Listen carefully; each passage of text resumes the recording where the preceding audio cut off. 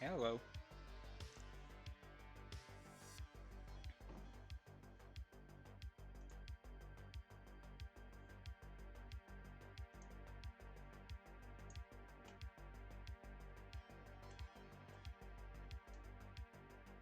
-6. Oh dear God. Hmm.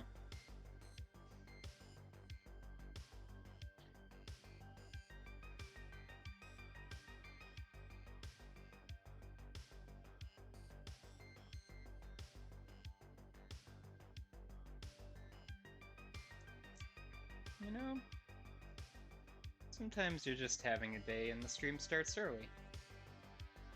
What are we to do about that?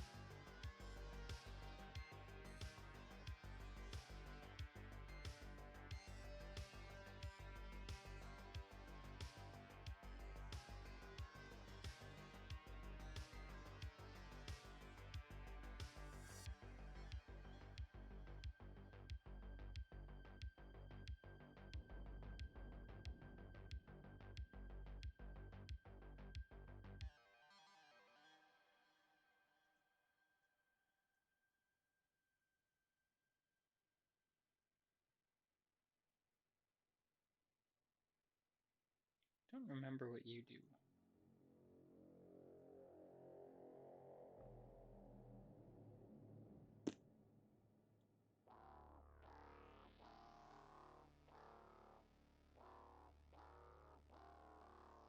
Yeah, let's find out. Oops, what happened here? See?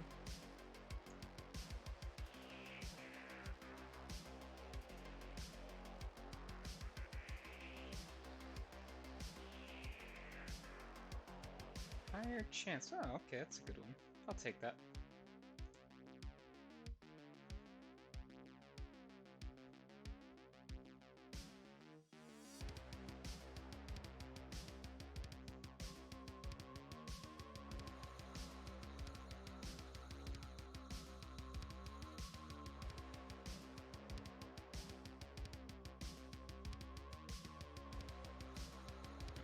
Tomorrow?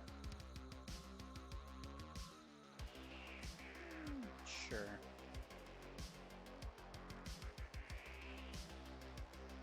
Forgot that's what that did.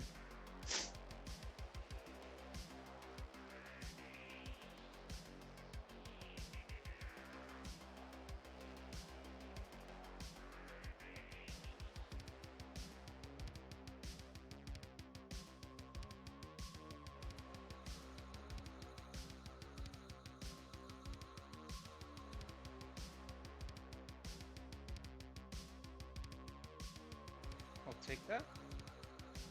And that. And we'll move on.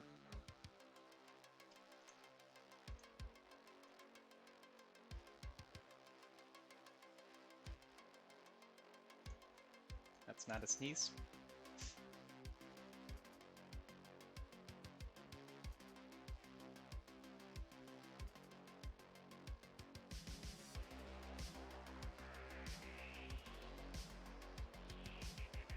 You had a bomb in you I could have used. Yeah, well. Ah, well.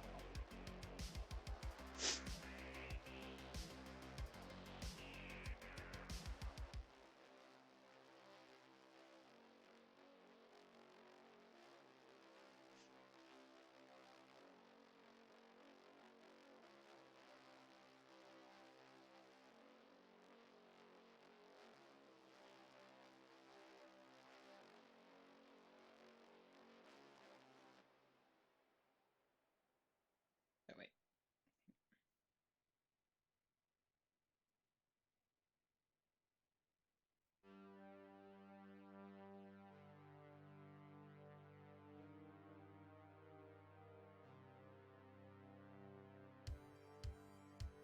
World's longest delay. Key, please.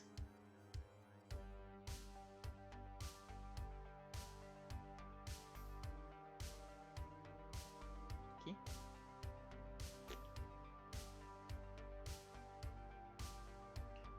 Only if we have to.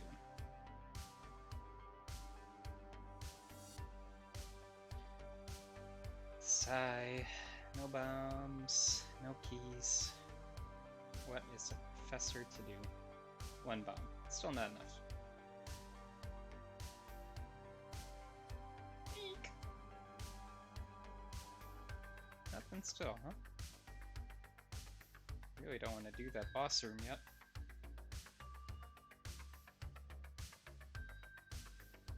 Two bombs. No? I too like Enter the Gungeon.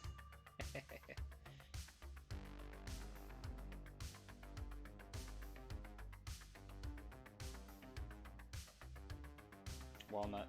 Really?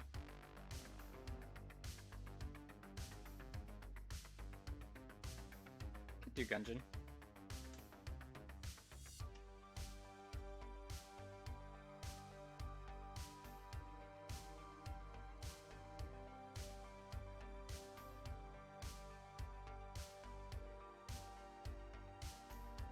Seriously? Do I have this? How long is it gonna take to install?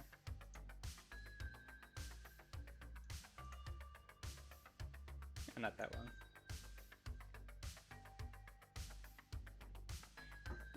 Any of you ever play Exit the Gungeon?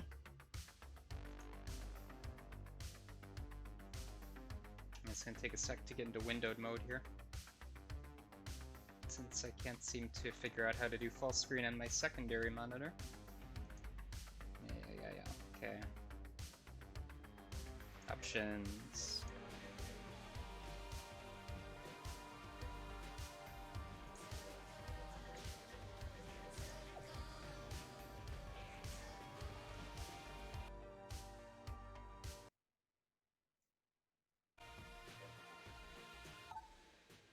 Yeah, I played it for like a... Who did I like? Bullet. Bullet's always fun, right? Exit the Gungeon was so bland. It was built to be a mobile game, right? And it plays like a mobile game. God, I haven't played this in a while.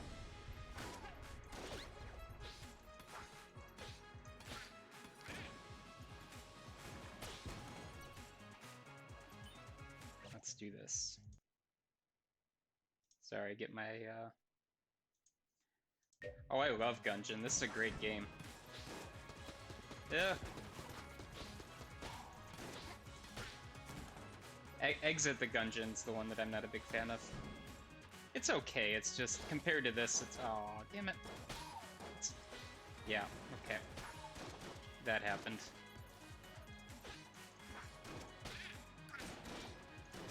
Wow.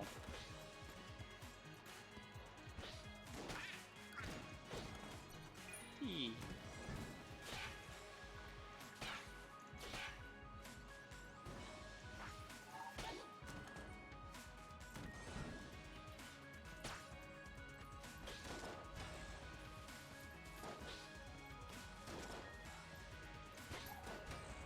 See, the thing is that I like Gungeon a lot. Like, the mechanics here are delightful. Once I beat the rat and... Oh! Shit. It's been too long. Once you beat the rat, I just didn't have any desire to keep doing runs. For whatever reason, Isaac brings me back. God, this is so bad. I apologize. I'm sure I can get through at least level 1 without taking a hit with this guy.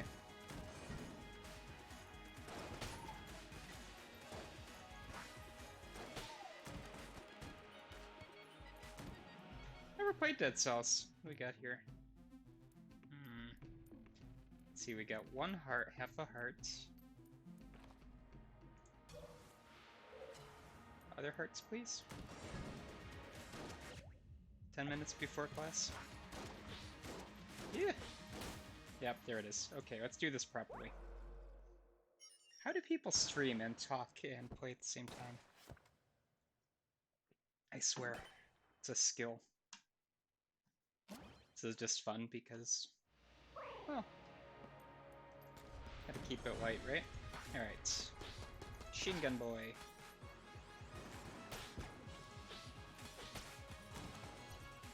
Alright. Favorite character in Gungeon, go.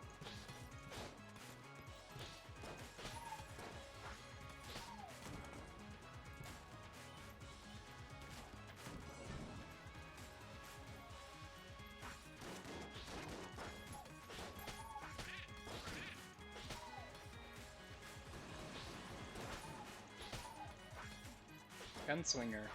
Oh yeah, that one's fun too. Robot. Robot's good. Is the Gunslinger the one that's randomized every time? Ugh. Key. Ooh, this thing's fun. You do stuff, I don't remember what you do.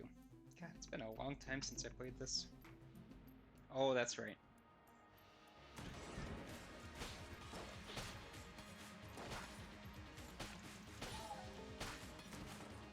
The fun part of this is that for a while I had the hardest time getting into the mechanics of this game. And then I started playing it on that fast mode, and it clicked. I don't know why it was, but there is a meta to the chests. It's a gun, then item, then gun, then item.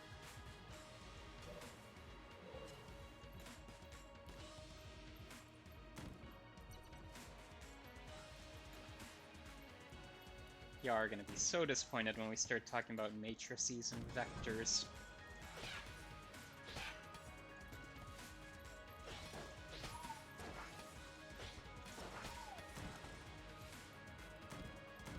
Junkin. Junkin, that's right.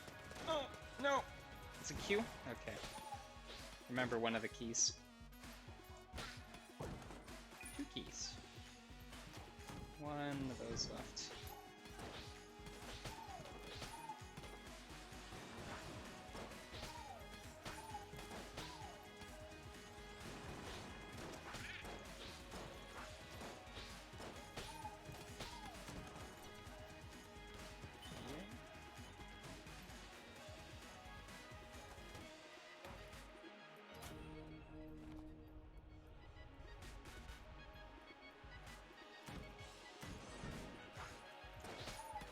I didn't have to roll that barrel along.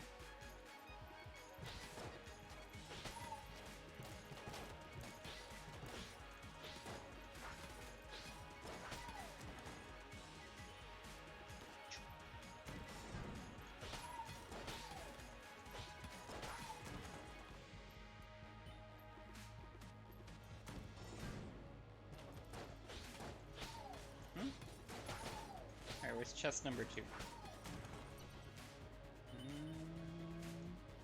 Okay, you're up there. I don't think you can save in this game, can you? Or can you can save on the floor, right? What do you? Space laser. Okay. Let's go. Let's go. Yeah, that's right. You have to go down though, or no, that's something else. Alright, you're... Hey. Ah. Okay. There's a hotkey for that, right? There we go.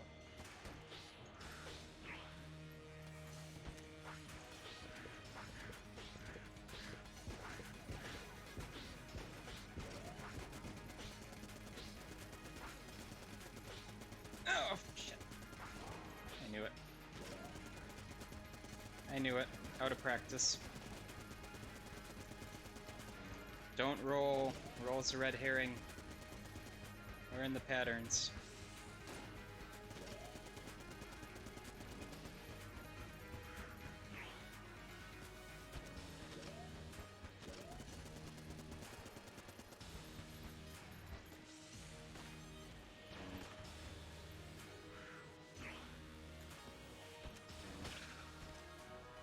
Yep. You're right.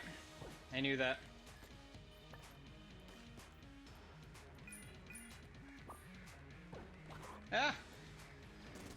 I forgot. I knew it.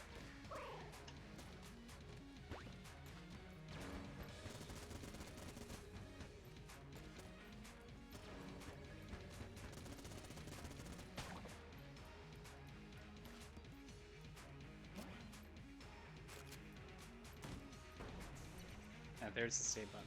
Where are we at for class? 5 minutes? Yeah. Probably enough to start class soon, huh? Alright. Up, up, up.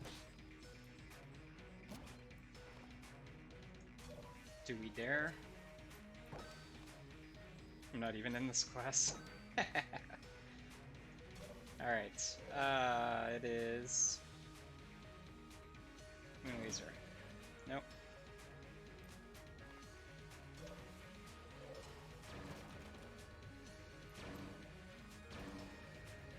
Does the bullet work on that? Mm-hmm. Yay. Yay.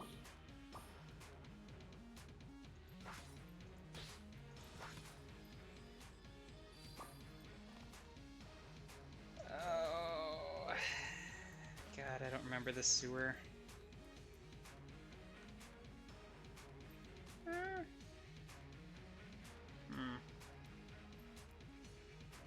Yeah, I'm not gonna be able to do it in between class. Alright then.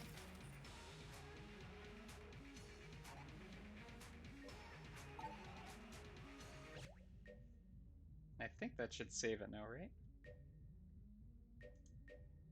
Yeah. Gungeon's fun. I love Gungeon. Just it doesn't grab me. I don't know why. I don't feel the sense of need to do it like I do with Eden runs. But one other game that's, I guess we got 2 minutes here, a couple minutes here. This one has hooked me quite a bit recently. I don't know if any of you are into roguelikes or not. Get rid of copyright-free music.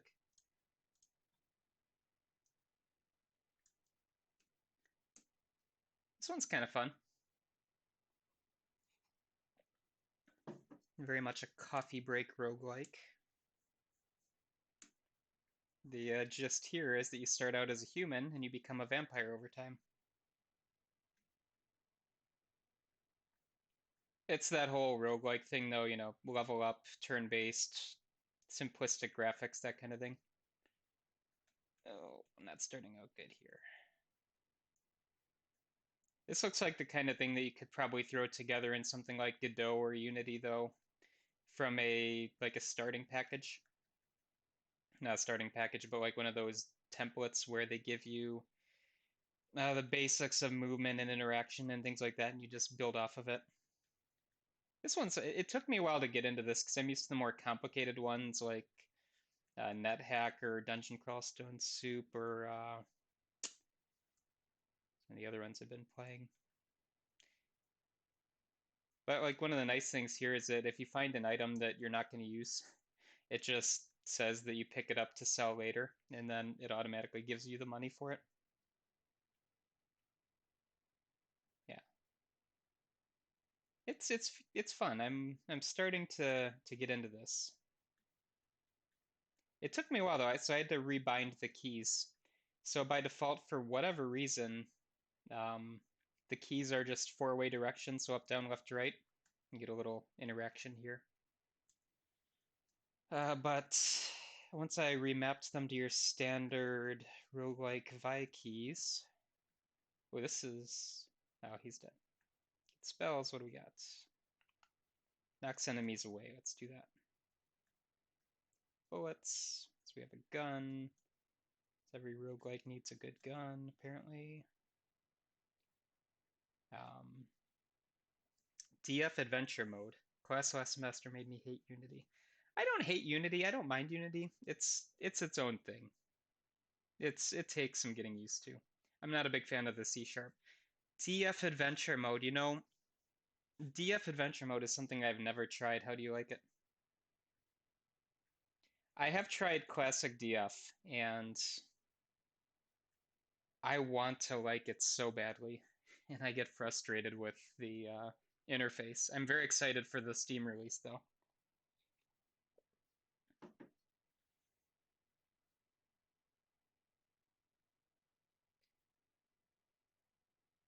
Big robot or a golem?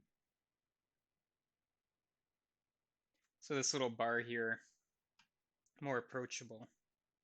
Oh, okay, that's neat. All right, can you come into the light so I can show everybody what happens when you go into the light? And of course, oh, it's nighttime now. The vampires do not like sunlight. Just kind of a neat little tactic you can employ. Kind of kite them into the sun. Oh, I've got a spell. That did not help in this case. Right, I suppose we should get going, since it's pretty much 4 o'clock, which is your scheduled work time.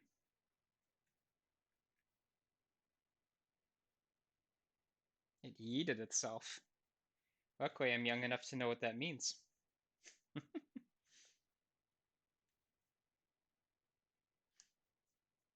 You lost all data on it. So what happened with your VM? It won't even boot. Huh. Well, that's not what's supposed to happen. Um, did you delete it completely, or did you blow it away?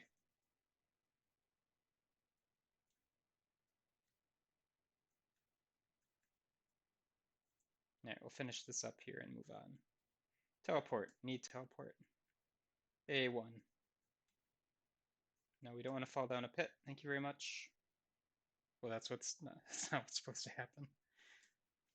So in Google Cloud, do you still see your instance there, or did you delete it, is the question. Oh, it's 401. Should get out of here. Official class time. Exit game. Exit to desktop. Oh yeah, it's still there. Okay. Um, can you do me a favor and write up, actually, can you, Philip, can you write me an email about this? And I'll try to troubleshoot it offline. Basically, I want to see if you can add me as a project owner, see if I can take a look at it, because if it's completely borked, then I want to see if Google can do anything for you. Going to EOS is absolutely fine. I should mention too, by the way. But the cloud VMs should not be eating themselves. I can't say that with a straight face, sorry. I'm not quite boomer level, I'm not quite there yet, but it's still funny for me. Okay. All right, so today is about getting pretty darn close to the exam, right? And I promised you a study guide. I haven't put it up on Blackboard yet. I just want to see how far we get today, because I don't necessarily want to put questions on here that are not going to be appropriate. I know we talked about this a little bit last time.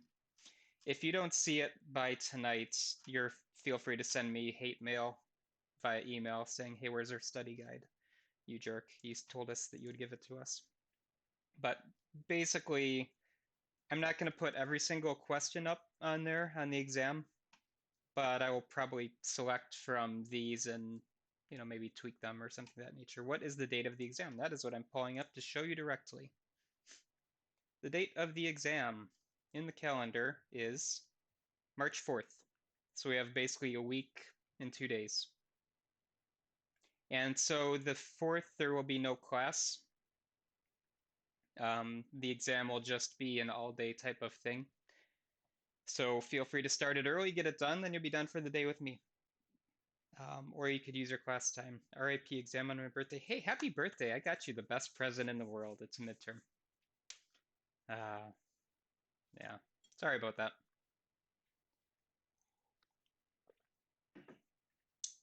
If it's any consolation in my exams, I always put an extra credit question in there, where if you answer it, you get free points.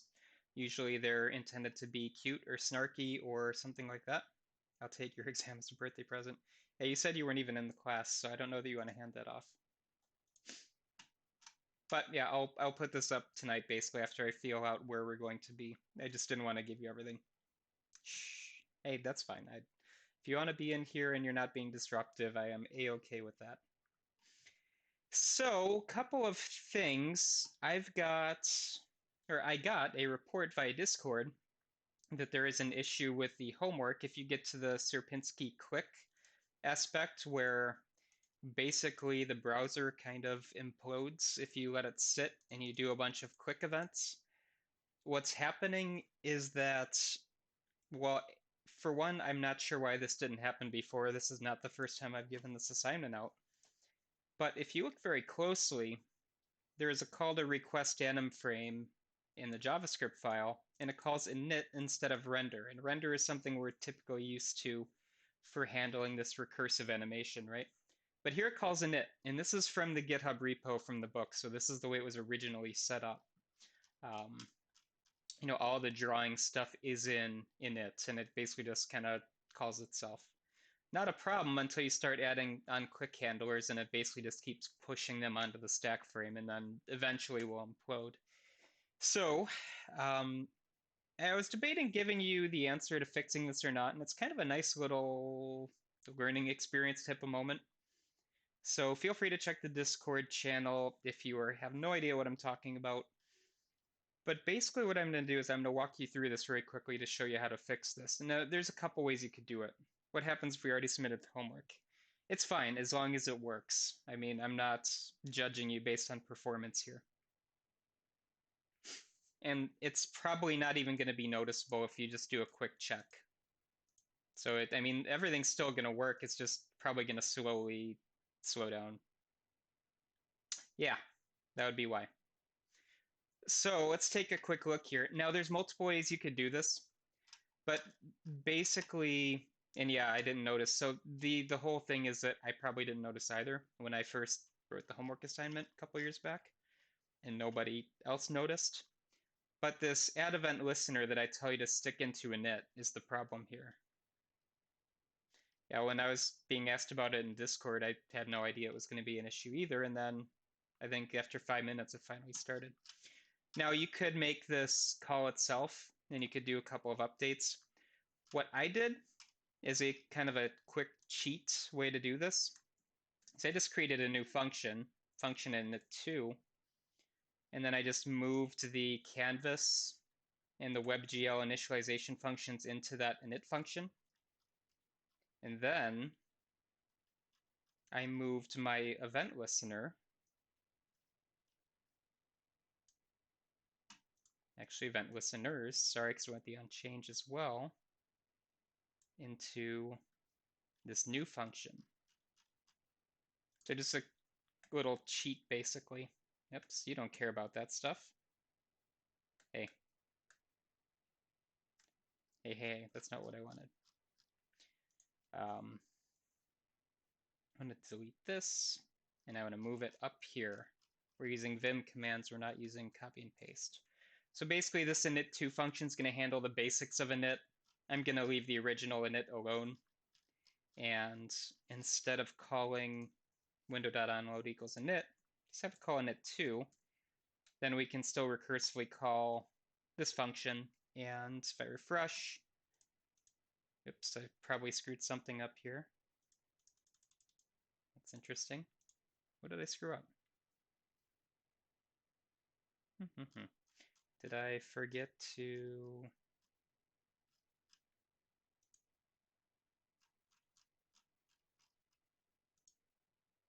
This worked just fine when I did it before class, and then I deleted everything. Put you back here.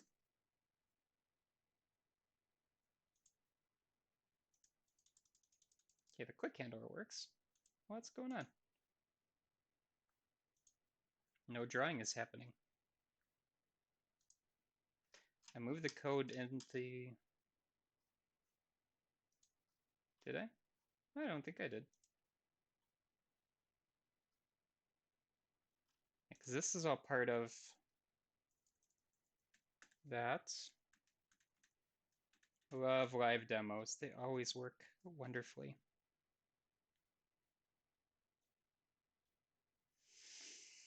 Do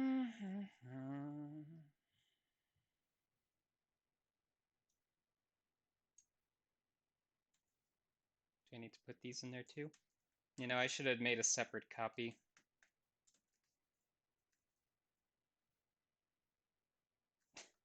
Why did I screw up here?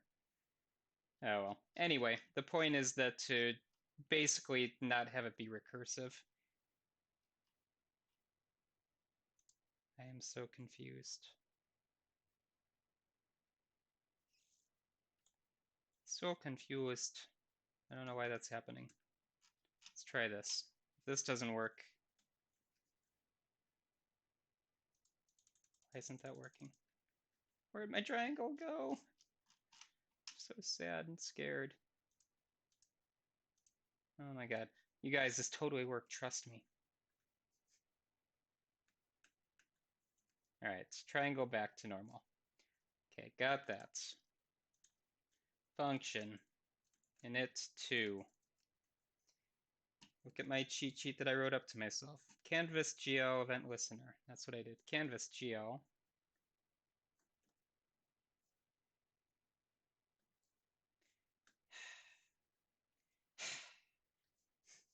Sorry.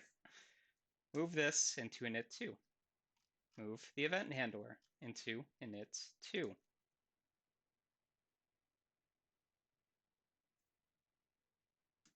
That is the entirety of the event handler. Oh, I know what I did. Okay, yeah. It was fine. Everything's fine. I'm just half here today, apparently. I was recording a bunch of videos for my other class earlier, and I was just in such a good state. You have to call function init, otherwise it never gets called. Hey, there we go. Okay, now it works. So basically this won't implode. I just forgot to call the init function, that's all. So just don't have it recursively continue popping events onto that stack and you're fine. But if you have already submitted it, it is not a problem. Anyway, a couple of things we're going to start with today. I've got some questions or a question for you. And I've got a video for you. Professor's going to wheel out the wheelie cart and ask you some, or have you watch something neat.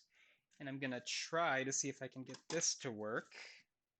But no, you're not going to. I've got a little tablet here. So if I've got, oh God. Yes, just start sliding on me. That's what I want. This would be painful in class too. My handwriting on a blackboard is atrocious. Okay, so I've got two boxes. Box A is moving this direction. Box B is moving this direction. Yeah. How would you check if they collide? And spoiler is that at some point in the near future, we'll be doing a whole bunch of collision detection with things moving around the screen. But how would you check to see if these two have interacted in some way? And again, we're not using Unity, we're not using Godot, we're not using any library that has collision detection built into it.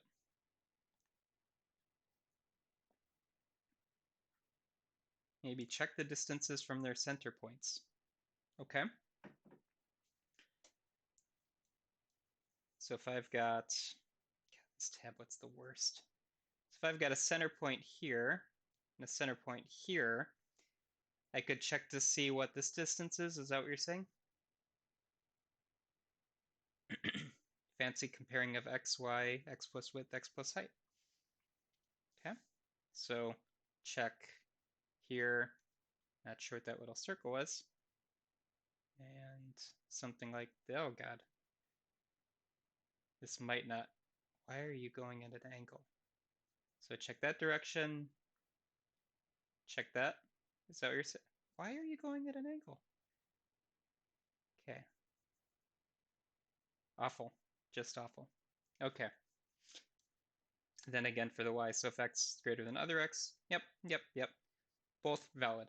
So a couple of things there, true artists. Yeah, I've got this little borrowed tablet here, and I'm not sure why it's going at an angle, but I'm basically drawing on like the lower right quadrant of this thing to make these two boxes. It's like way down here.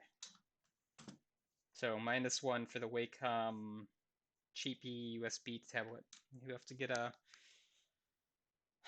actual tablet one of these days, like all those other cool professors have with their iPads and all that fun stuff.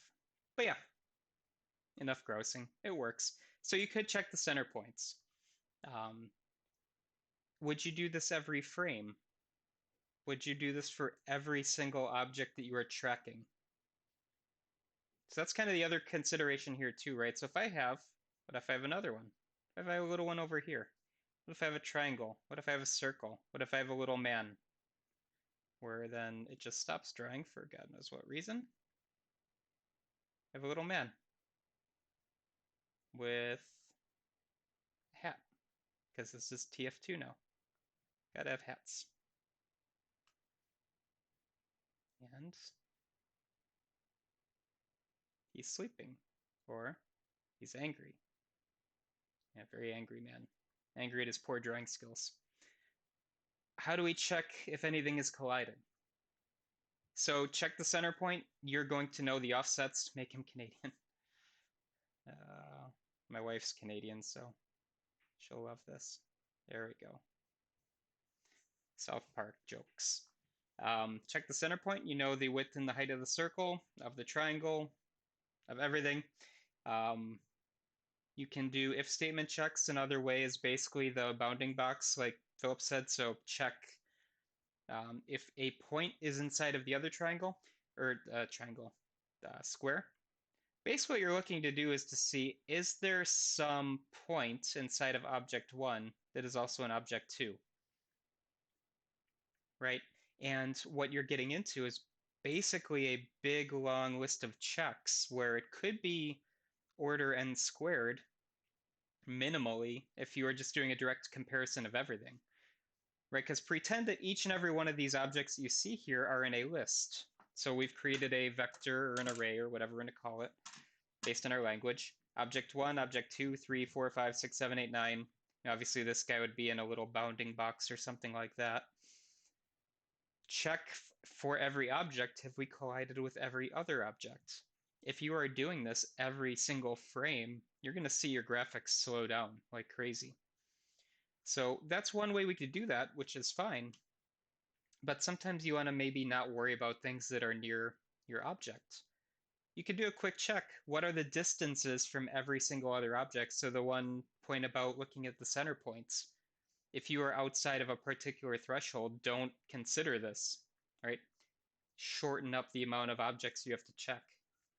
And the only reason I'm bringing this up is that it's something that we will be getting into pretty soon. But you have to start thinking of how do we see, hey, how do we calculate this out? And there's a reason I showed you squares. They're super easy to check if they've collided, right? Because you know where the four corners are. Rectangle or square, right? You know where that is. But again, this might just be easier with the mouse, honestly. What if my shape is something like this?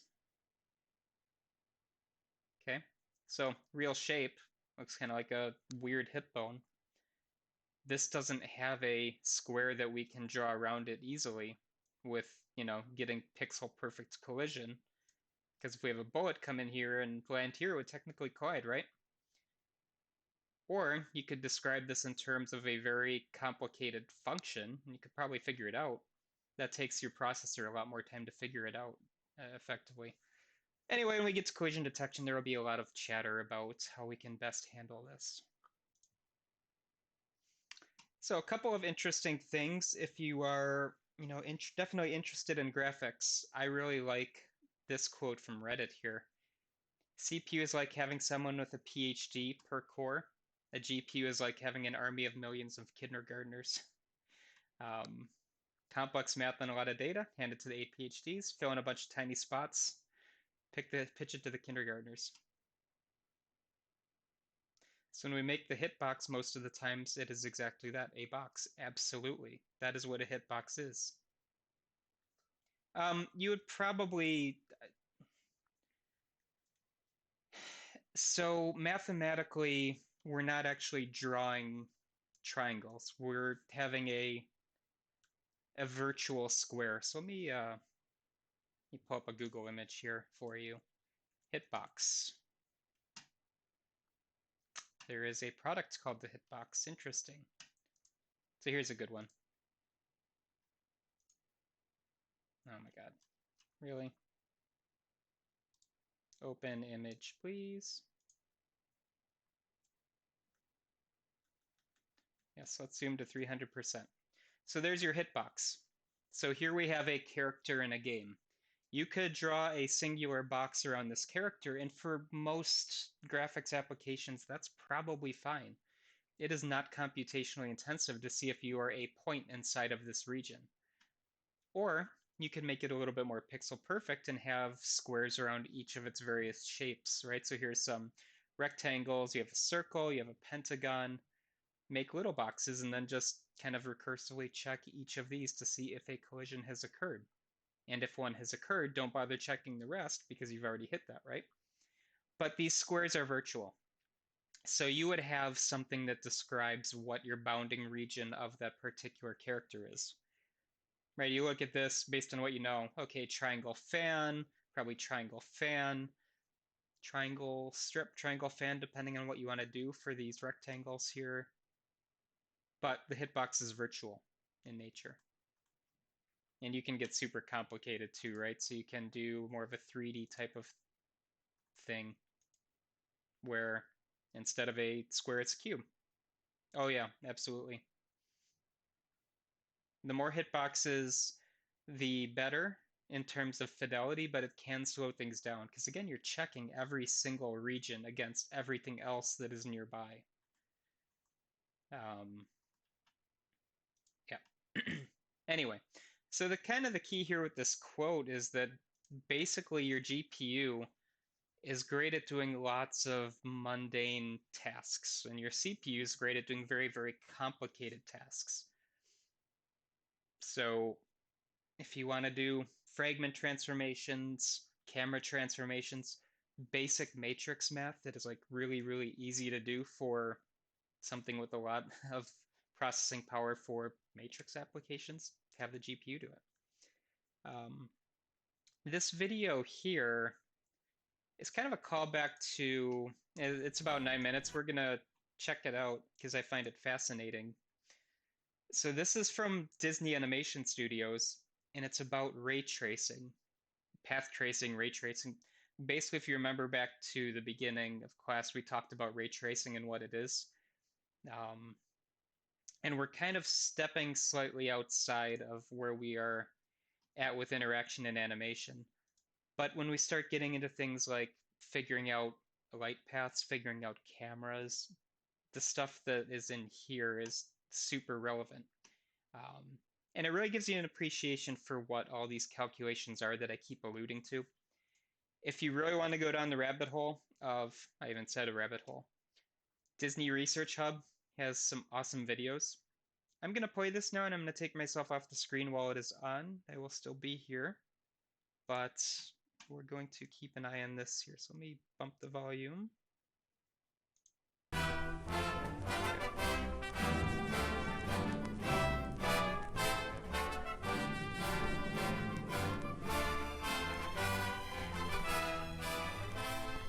There are roughly 100,000 single frames that make up an animated motion picture.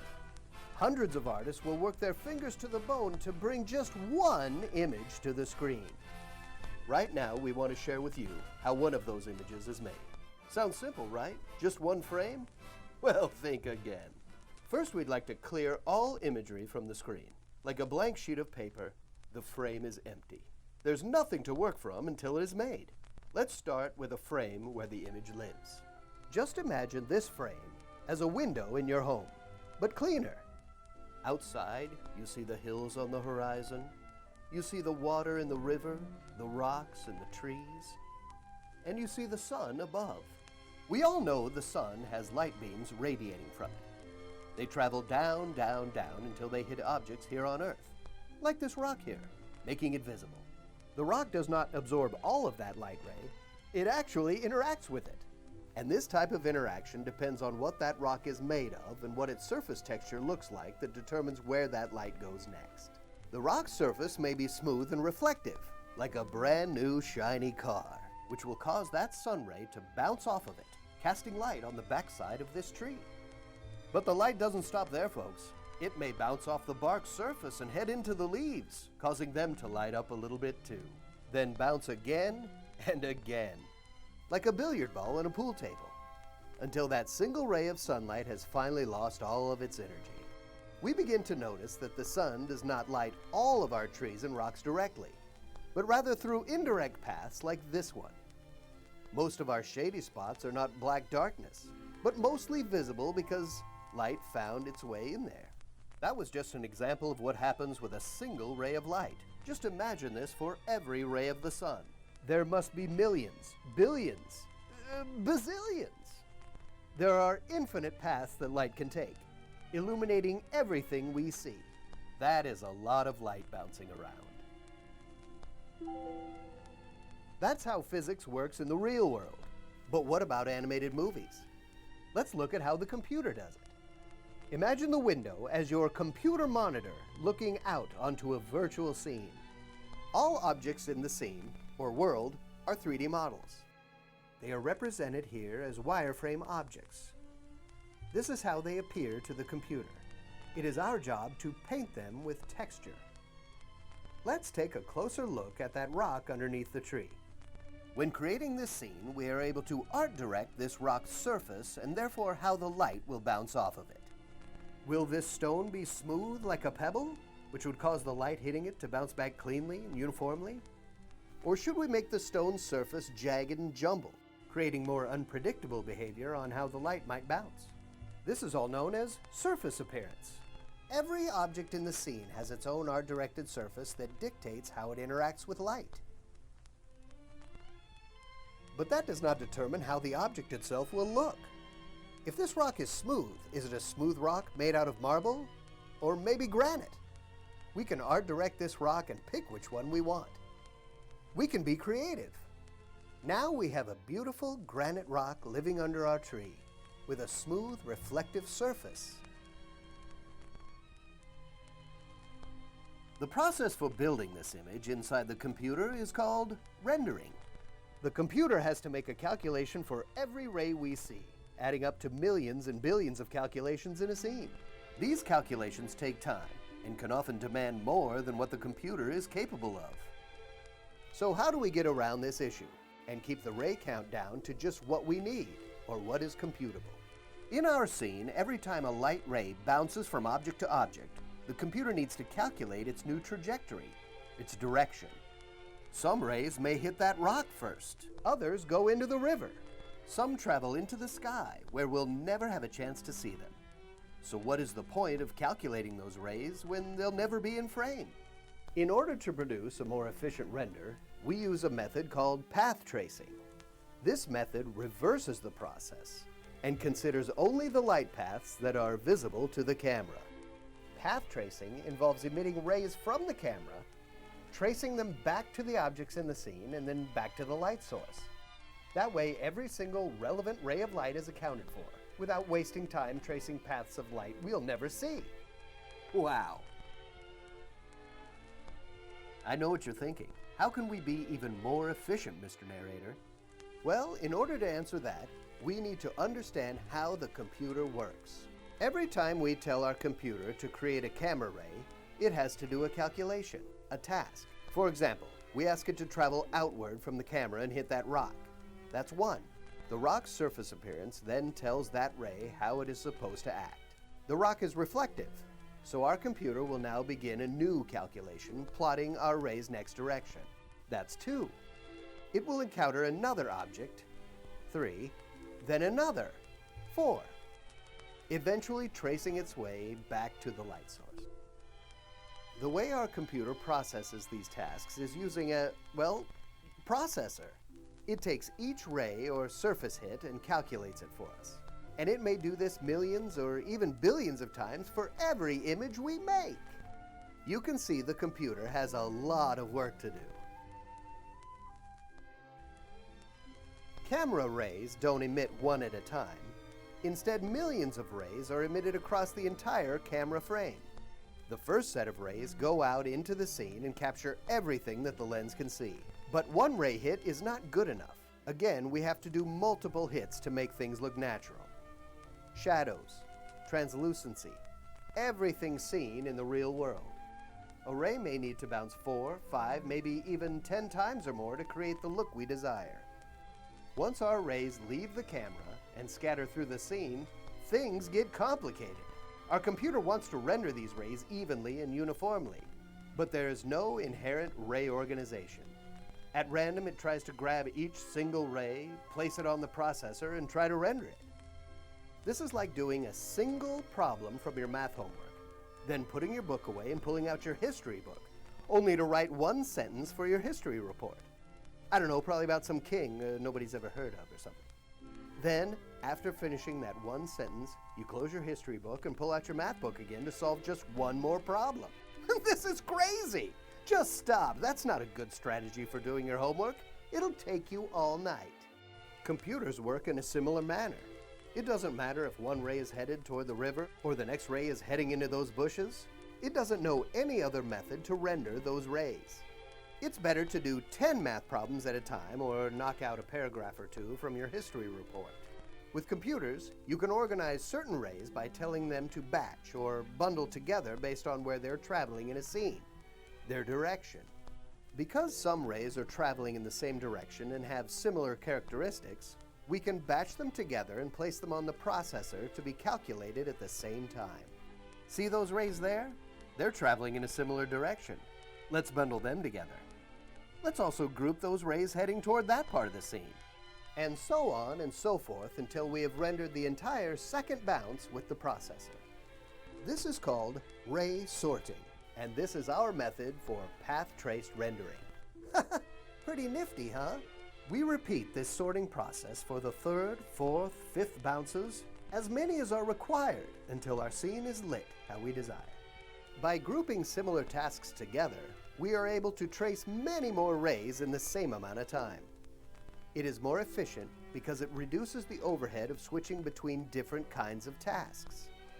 Hence, it allows our scenes to render faster and lets our artists create more detailed and beautiful images. In summary, using these 3 methods, we can build our scene. Surface appearance, how light will interact with the object. Painting the look of the object, and organizing rays of light to make our scene visible. To create our worlds and bring them to life using the physics of light.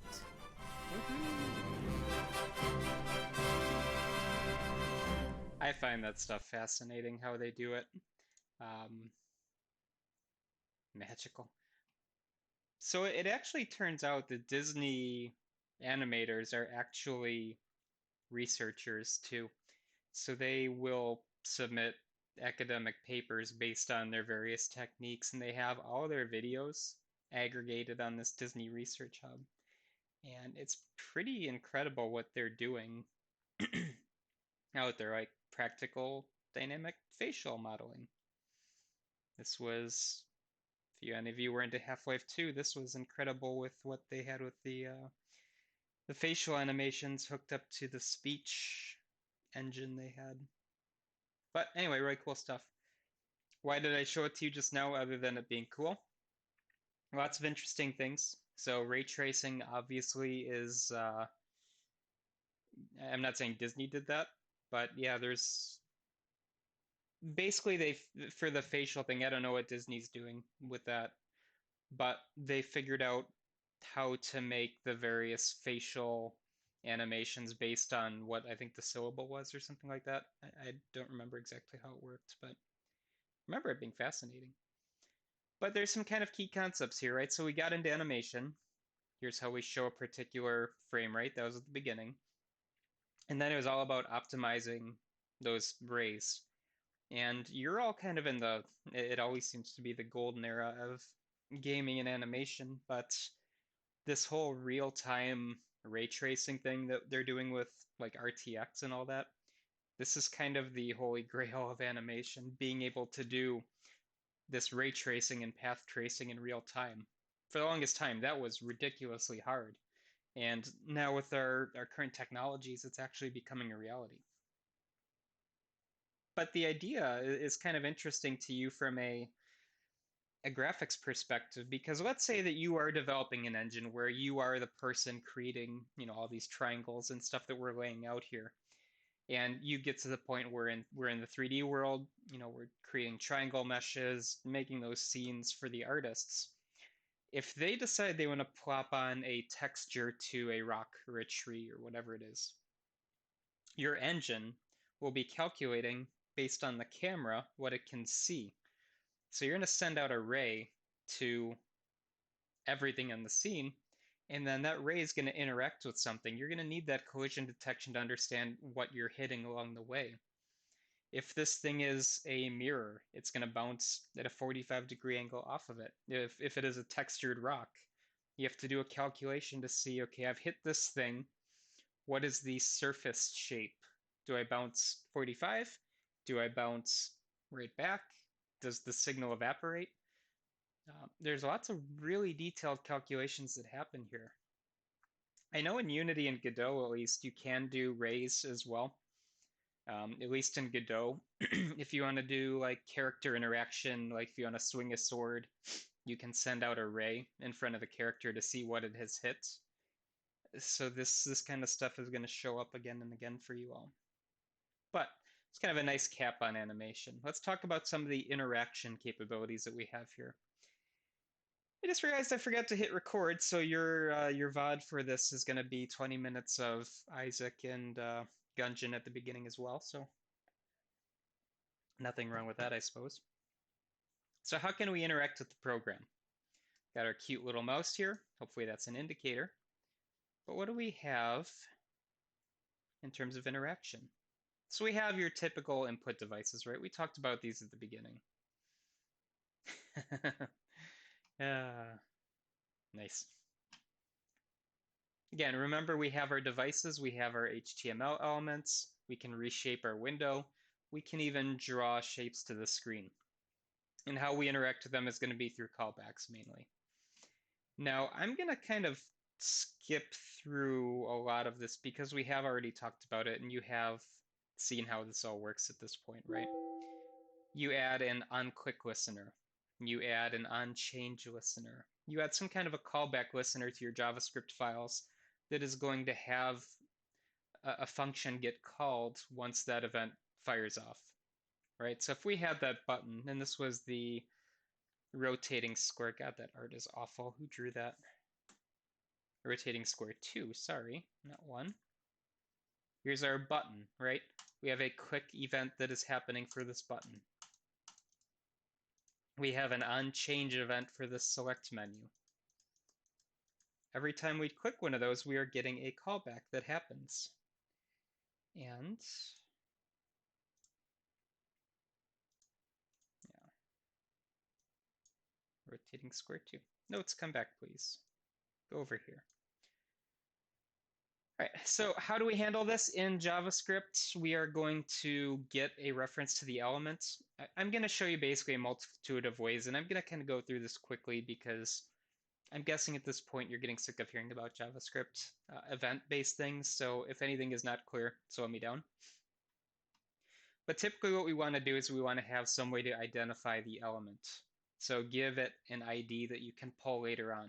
So button ID equals button direction. That's something that we will pull out with get element by ID later on. Okay, those of you that are web wizards, how would I make my button pretty? I guess maybe how would I make it look like it's a part of my graphics application or my game? Because by default, it's going to look like crap, right? It's going to look like this bootstrap. Ooh, jumping ahead 3 levels. What's a simple way I could do this? Okay, so bootstrap. CSS, right? Don't have to go the bootstrap route for everything.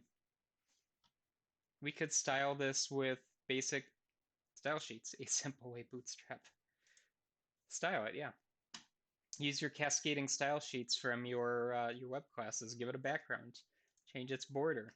change its font style, that kind of stuff. Oh, you kids in your bootstrap.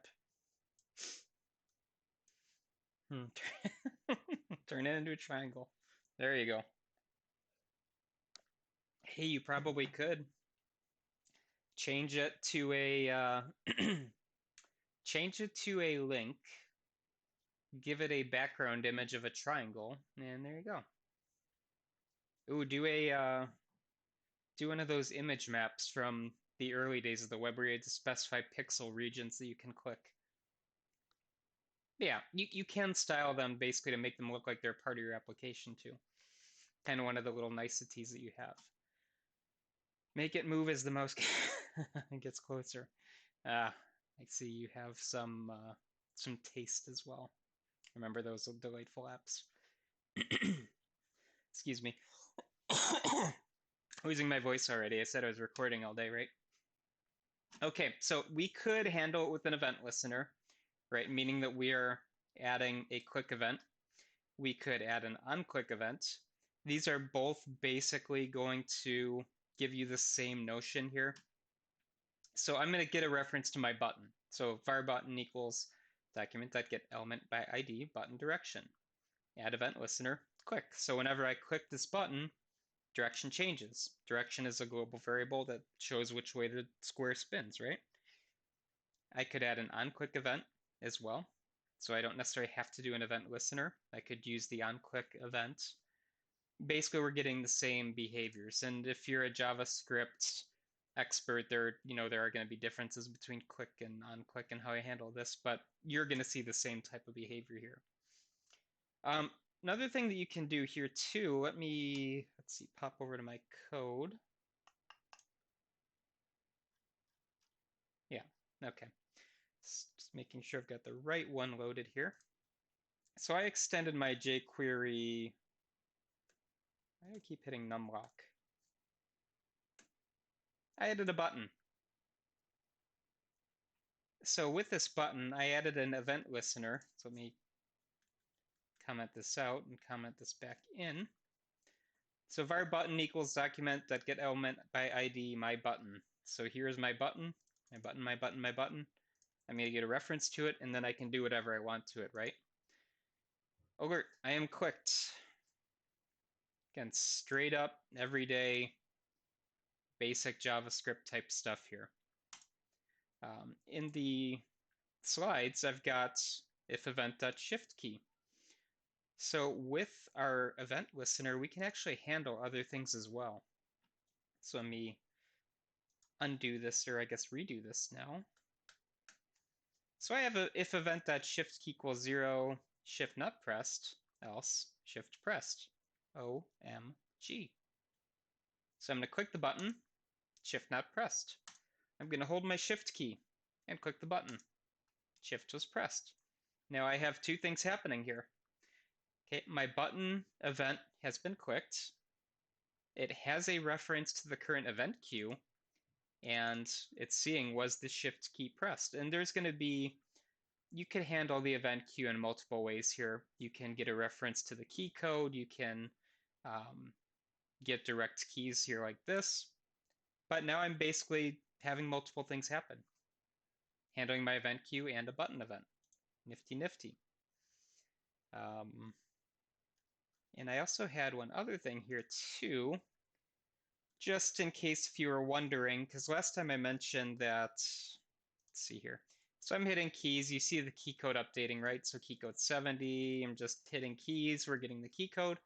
You can also get the character code as well as a string, so let me go ahead and comment this out.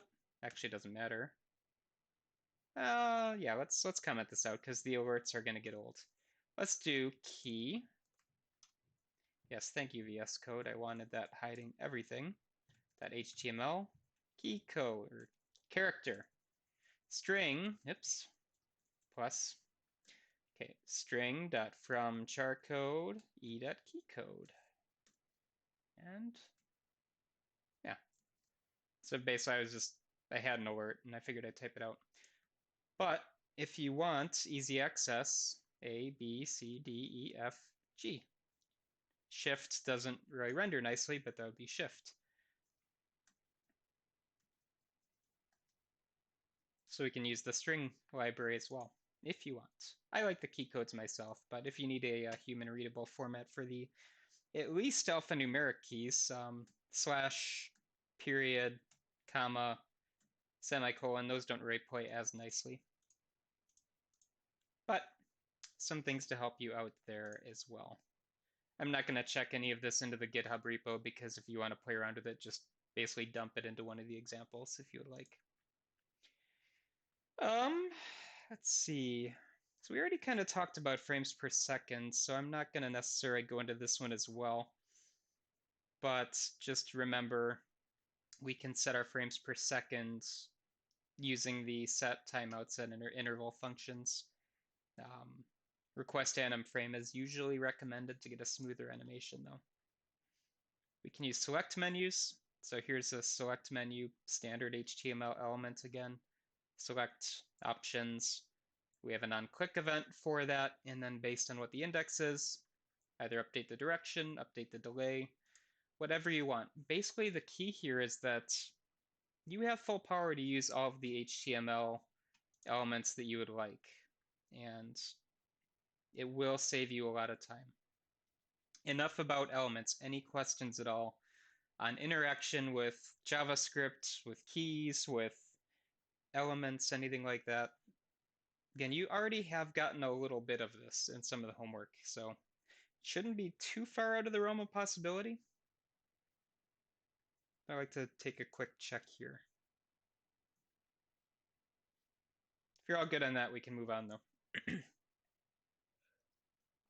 Go back to seeing my absolutely terrible drawing skills. So I want to clear this. Oh, thank you. All right, if we are good, then we will move on. I see I'm hiding the title here. It's almost like I made these slides not thinking I'd have a camera to worry about. Okay, so we now have to handle the mouse, and the mouse is going to be a special topic here.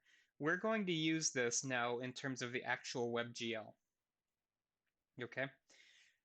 Do you think there are any problems, and I gave you the hint last time,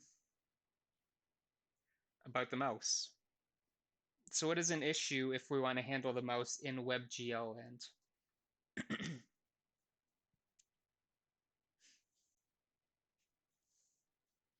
One issue is using a trackball. Well, I mean, a trackball is going to basically be the same thing though, right? It's just going to be the ball's on top instead of the bottom. WebGL and the browser see the mouse differently. Absolutely, thank you. So if you remember from last time, the browser and the viewport being WebGL, they're different. So the browser, if we start up here, this is 0, 0, so x is 0, y is 0. If you go down here, x is w, y is h, where w and h are based on, what the size of your canvas are, or the size of your browser, basically. And again, if we translate this to WebGL, our axes are center aligned here. X is 0, y is 0, that's right in the middle. So basically you have to do a conversion. And one of the things which is kind of tricky, at least so this is one of the things where it will depend on your browser. It will depend on a multitude of things. If you have the book or if you're reading the book as a PDF that you found somewhere that I don't want to know about, there is a formula in the book for calculating directly from the mouse or from the browser position to WebGL. And that is not necessarily valid in current browser land. So we have to do a little bit of a update to their conversions, and I will show you why momentarily. Move this over here. Can't see that on screen, but you can probably hear it. I'm just trying to lean on a chair. So let's say that I want to have a point right here. Okay, so this would be xw, yw from the perspective of the browser. So let's say this is down 100 over 300, something like that. Okay. Now, you've got some formulas here. So these first two lines hopefully make sense. 0, h is -1, -1. Okay, so 0, h, -1, -1, right? W, 0, where W is the width of your browser, is 1, 1. Or again, W0 is 1, 1. So we have to basically translate them, right? So if we want to calculate our new x, here are our formulas for that. Now let me pop open a calculator for you here, just to show you how this would work. And I'm going to get my paint up over here. And, oh god, this is going to be bad. I can already see it. So let's say that we want, what I say, xw equals 300. Why did the creators of WebGL make them different? I have no idea, honestly. No clue. I want to say OpenGL is centered in the same way. It's been quite a while since I've done straight up OpenGL though. SDL, Pygame, common graphics engines are all the same. 0, 0's up here. I couldn't tell you why, honestly. But let's do some math here. So if I want my x, where's my thing here? Okay, let's pretend we're on a blackboard. So x equals, oh god, screw it. We're not doing this. It's going to be more painful for you than it is for me. All right, -1 plus 2 times x divided by w. So we want 2 times 300 divided by, oh, you know what? We didn't say what the WW does. Thank you, Philip. That makes a lot more sense. Honestly, I never thought it out. W equals 800. So 800 by 600. Thank you. Yeah, 0, 0, 0 would make sense. The other thing that we're going to get into with WebGL, we're going to start talking about matrix transforms next time, I think. The coordinate system is not going to be fixed either. So we can put the coordinate system wherever we want in OpenGL, WebGL land. But yes, thank you for that. I should have known that offhand. All right, so we want 2 times xw is 300 divided by our width is 800 minus 1. So our new x is going to be -0.25, and our y is going to be, hey, there's nothing wrong with that. So all I'm doing is translating here, and again, this is a super simple calculation. So our h is 600 minus 100 for our yw times 2, divided by our height, which is 600 minus 1.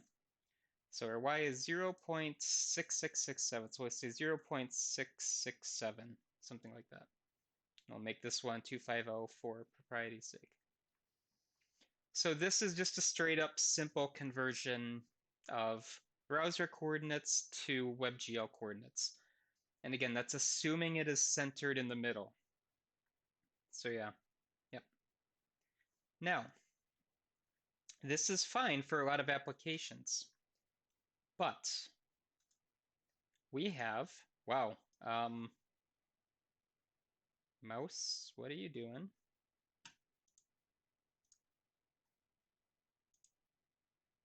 My mouse has started flickering on me. Cool. Why are you doing that? Anyway, let's take a look at CAD 1. What are you... Oh. Is my thing doing something weird here? Goodbye. Oh my god, it was. Okay, so a tablet not only is bad to draw on, but it breaks my mouse. Okay, so let's look at CAD 1. So CAD 1 is going to be that rectangle drawing application. So I had it open, and I think I closed it in favor of this. So this was this type of application. So CAD 1 in Chapter 3, and change its colors. We're not really pushing down colors with vertices, we're just making it one solid one. But what's going on here behind the scenes is that when we click something, we're actually performing this calculation. So 2 times x divided by width minus 1, 2 times height minus event.clientY divided by canvas height minus 1. This is that exact same calculation that you just saw me go through by hand. Event.clientX, event.clientY, this is our mouse cursor with respect to the browser where we are clicking something. Now, that's happening here. Go back to presentation mode. So if you're looking through CAD 1, CAD 2, you're going to see this. All right, and we're not going to worry about buffer subdata just yet. So don't be too freaked out about this guy. But with browser updates, with canvas updates, this is slightly not great anymore. You may see, and again, this is dependent on your browser and what version you have, we need to better represent our position in here. So we need a bounding rectangle. And what I mean by that is that we have a DOM that basically kind of looks like this in your browser, right? You have a viewport, we might have margins, we might have borders, we might have padding, and then we're going to get to our content inside of here. And if I'm clicking up here, we don't necessarily want the browser to interpret it incorrectly. So we want it to be in the correct spot. So I actually pulled this answer off of Stack Overflow quite a while ago, so I'm not going to begin to say that I am amazing and this is mine, but this is a well-known problem that is out there basically. What we want to do is we're going to leverage our HTML5 elements, and we're just going to say gl.canvas.getBoundingClientRect. So we're going to create a rectangle based on the canvas. What is its bounding rectangle? And then we're just going to scale based on what CSS we've already defined, what the browser defines. Again, keep in mind the browser can define its own CSS rules as well by default. Like if you, at least not anymore, it's not as big of a deal, but if you looked at something in Safari versus Firefox versus Chrome, they might look different because different elements were implemented differently. But this is going to hopefully resolve a lot of those cross-platform, cross-product issues. So we want to go ahead and add this in then. So I'm going to go ahead and do this to CAD 1. And what's going to happen is that, let me get out of presentation mode. I'm just going to copy and paste this verbatim, basically.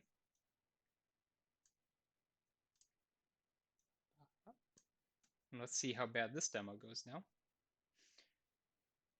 So I am here in CAD1.js, right? And what I want to get away from is this T1 and T2. So T1 and T2 are going to be where I'm clicking my mouse. Right, so I want these to be different.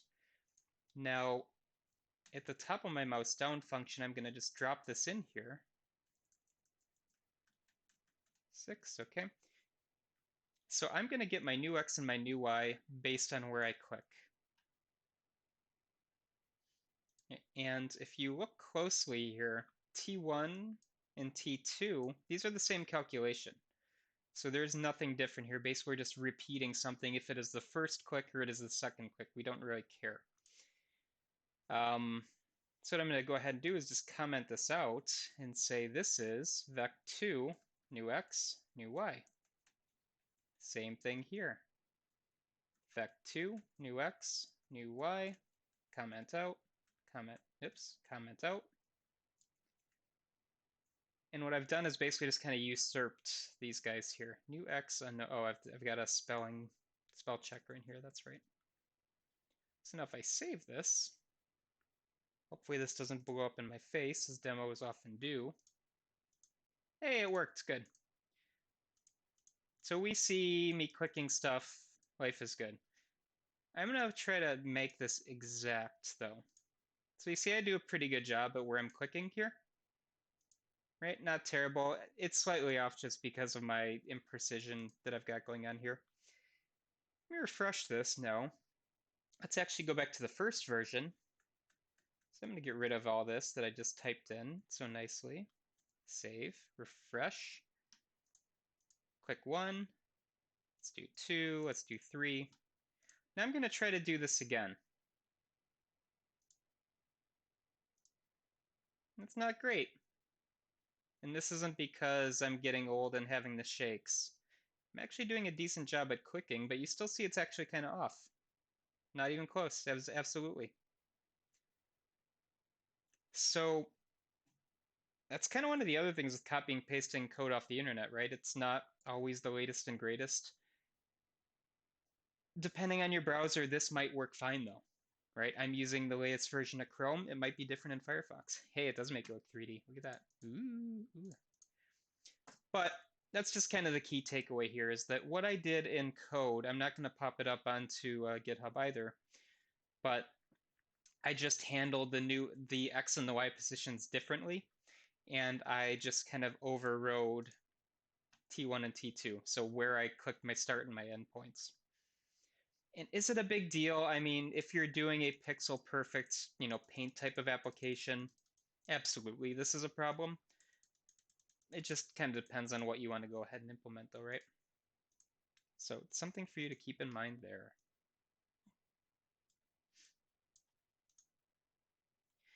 All right, so if you want some examples of this interaction, so this is in chapter 3, I believe. So there's square, triangle, CAD 1, and CAD 2.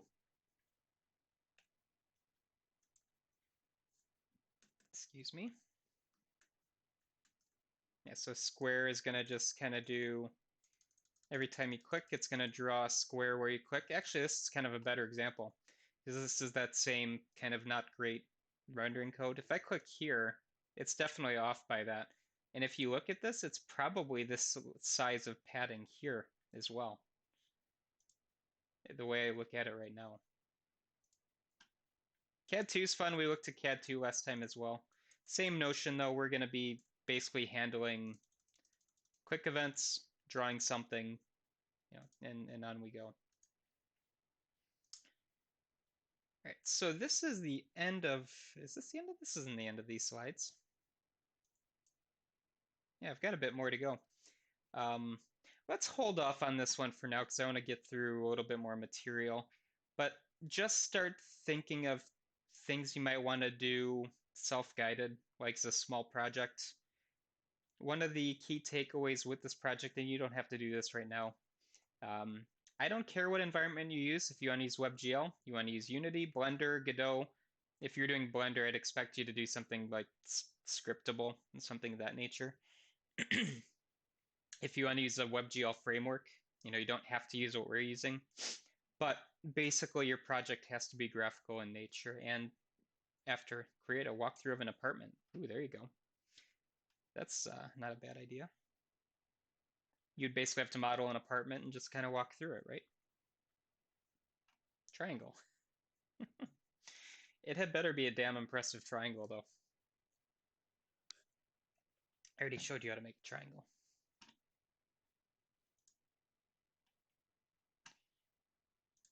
We'll come back to that later, don't worry. I'll ask you again, probably next time. One thing I do want to show you, though, is the two triangles. Well, you can't do that. We only handle one triangle, right? We talked about the reshape event, where when you resize your browser, that's going to be problematic if you don't resize it, right? What you can actually do is write your code to resize your canvas based on the current size of the browser window. So maybe you're going to keep the same ratios of objects. Maybe you're going to start clipping things off. It just kind of depends what you want to do. But we can actually handle this. So if we look at the onResize event, based on what our window heights, what our window widths are, we can change our canvas width, change our canvas height. I've got a function here, which we'll also dump into CAD 1. And what this is doing, let me just drop it right in and then we'll talk about it. This is just a event.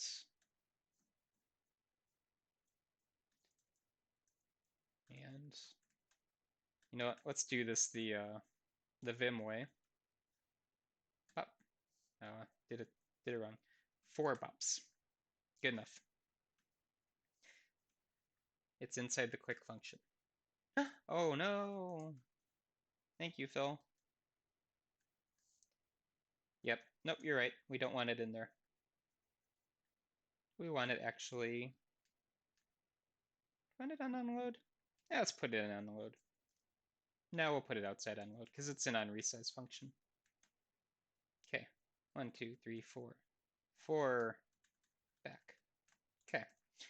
So what this is going to do, assuming I didn't screw something up, is that we're going to get the width and the height of our canvas element, and then we're going to resize our viewport based on what we see.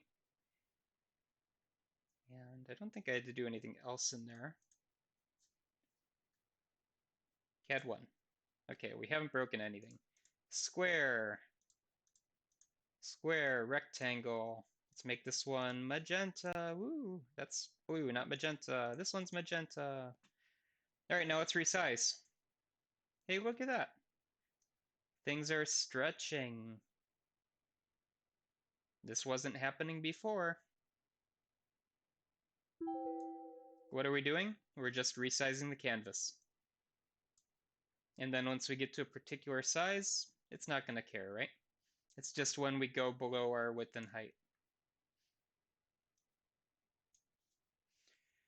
And again, this code is right in there, and all we are doing is changing our viewport.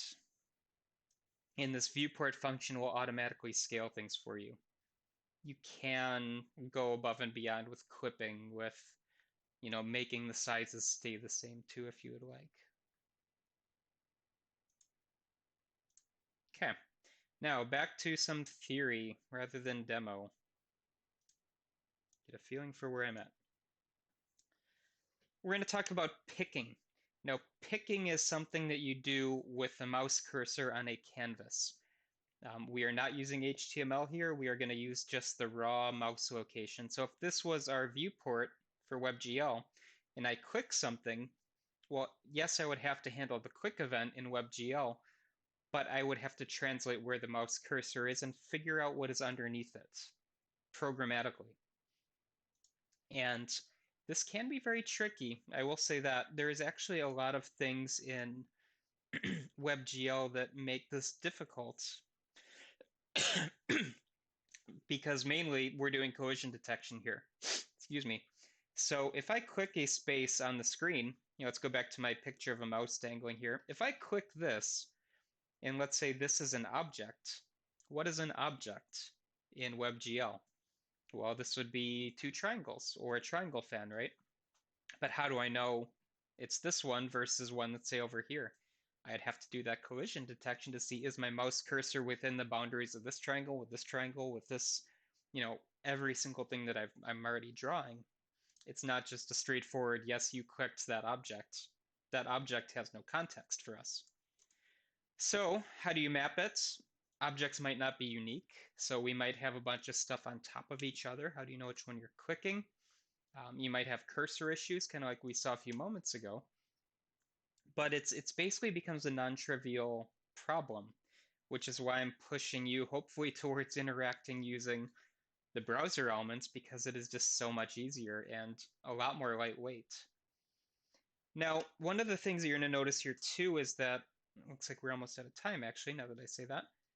OpenGL and WebGL diverge here as well. OpenGL gave you a lot more support for working with the mouse, for working with entities. Basically, everything that you created was given an ID. We don't have IDs in WebGL. Basically, there would be something called a hit list that is maintained, where if I click something, or if I click my mouse, I would check to see what is in the hit list. And then if my particular object is in there, I would know that I've clicked it. Right? This doesn't exist for WebGL. We could also draw a small window around our mouse cursor. So let's say that I've got a tiny little, actually this circle works kind of nicely that you're seeing here. This would be, say, another viewport, and we would see, hey, did the primitive that we're drawing get rendered to the window that we're seeing around our mouse. Like we'd have a little invisible screen kind of following around our mouse. If something matches up to that screen, you have clicked it, or you have at least interacted with it. Now, this is not a window that you want to show. You're basically adding like a third buffer type of a thing that would be drawn off screen, but would still be an entity. And it's possible to do this in WebGL, a bit more annoying than just doing a WebGL, or sorry, an HTML element.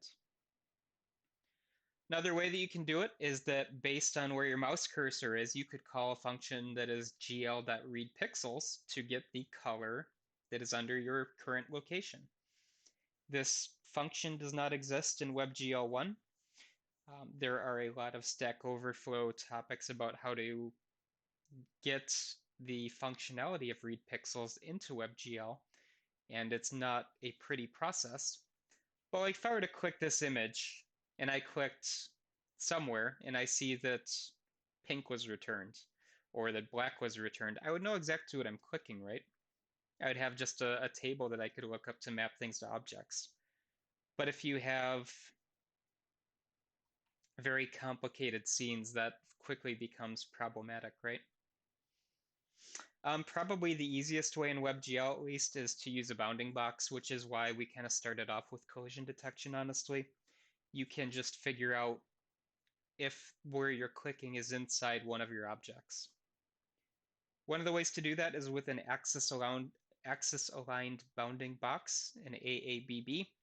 It's what your standard hitbox basically is, where you have a box or a cube or a square, whatever it is, it's aligned with the axes of your object. And next time we're going to start talking about objects having their own coordinate system, and we're getting into that nice little right-hand rule type of stuff. But if you look at this, you see kind of like a nice little isometric view. Basically, this hit cube is aligned to that particular coordinate system. And then based on that box, you know how to figure out, are we inside this little torusy thing here, or is it inside of this sphere? Just by doing that. And here's a 2D example down here. Are you in or out of the bounding box? Green screen. Probably a old Unsplash image that doesn't exist anymore. All right, well, we will end with the CAD 2 example, and we'll leave that for Thursday after we get into this a little bit. One of the things that you've seen so far that I keep pushing back, and I want to talk about it before we end today, is the buffer subdata function. In the CAD models, excuse me, we are doing something called buffering vertices, and this is more apparent in CAD 2. And if you look at CAD 2, now as in engineering we use SolidWorks, will we be using a different software? For what? For modeling? Yeah, we'll be using Blender for modeling, which is open source, meaning it's free. And if we have an academic license to SolidWorks, please let me know, because I would love to get back into SolidWorks. It's much easier for me than AutoCAD Fusion is anyway. But anyway, this is CAD 2 here, right? So we've got these polygons that we can push together. Different colors can pop in there.